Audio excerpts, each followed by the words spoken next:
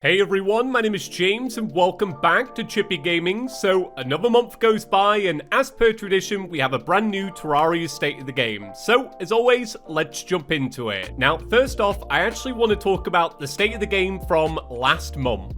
If you missed it, February state of the game was actually a recap of every spoiler, which is why I actually put out a new recap as well. If you did miss that, I'll leave a link to it in the description. But specifically, after that state of the game, there was a theory that went around that Terraria 1.4.5 will release in spring or in May, and that's because in the state of the game, Loki wrote 2024, May, spring in this step. Spring will have sprung. Now, personally, and I don't know this to be a fact, I think this is because it was posted on Leap Day and Loki was trying to be clever with it. The thing is, though, people actually do believe this, and I've had quite a few comments about it since this state of the game. But the reason I want to bring this up is because I don't personally believe that it's coming out in May or in spring. And I want to get that across because if you really do believe that it is coming out so soon and it doesn't, I don't want you to be disappointed in the fact that the update isn't ready yet. As we'll touch on in this month's state of the game, to me, it seems like there is a fair bit of time left with this update. But I could be wrong, and once again, in this state of the game, the word spring has popped up once again. So what's happening here? So for this month's state of the game, Relogic wrote, "We do hope everyone enjoyed last month's trip down Terraria 1.4.5's memory lane. Don't worry, we have some fresh spoilers for you this time. That said, we remain hard at work each day, adding, tweaking, fixing new stuff, and making great progress. At this point, the team is putting out at least one new build per week. We still do not have a final sense of when 1.4.5 will arrive, nor what all might still be added.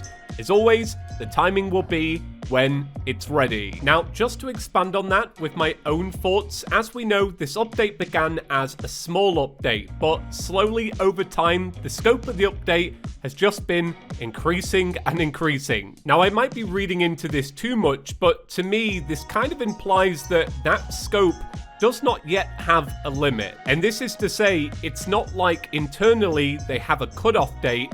They're still deciding, hey, what new things are we adding? Do we want to add this new thing? Do we want to add that? Whereas eventually, with an update, you do get to the point where you need a cutoff. You're like, okay, we're going to work on these 5 things, and when they're done, we're going to polish it up and it goes out. Whereas right now, it seems like they're like, oh, let's add this thing, and let's add that. And then eventually, when they run out of things they want to add, then they'll decide to like wrap things up, but they haven't got to that point yet. But at least like that's what I take away. If you've got your own thoughts, let me know down below. Moving on to spoilers then, this is the first one that we've got today. And I know, well, I know it's not like everyone, but a select group of the Terraria community is going to be very excited about this one. I know I am. So they've added a banner window that lets you decide when you want to collect the banner for an enemy. Rather than it clogging up your inventory, you can grab it when you want to grab it. This is like one of the most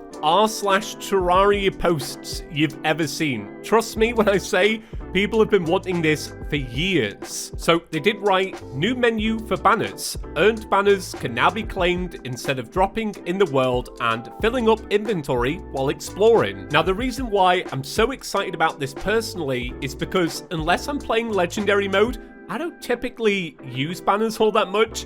I do find them clogging up my inventory. That being said though, I do kind of wish they'd move this to the bestiary. I think it would just look cooler there. But all in all, very exciting change. Before the next spoiler, it's worth mentioning only 50% of people that watch my last state of the game were actually subscribed. If you do want to keep up to date with all things Terraria, subscribing is definitely the best way. Now, this next one, I am over the moon about. Seriously, if you've played a lot of Terraria, this is a game changer. So they wrote, "New roller skates will allow you to scoot around easily while placing blocks or platforms. Nothing can match the pain of building a boss arena, of building platforms in a line. You're walking, you're placing, and then out of nowhere, your character's just a little too quick and you go falling off your own platform. Well, with rollerblades, that's not gonna happen. How cool is this? Red actually wrote a tweet about this. He said, "These came about when we were doing another run and got to making the Hell Bridge. I got sick of playing the tapping game to match block placement speed and wanted something that just let you coast while placing blocks." Someone asked if it was going to be an accessory, and Red responded that it's actually a mount. Now, to me, this is one of those things where I've wanted something like this since version 1.0,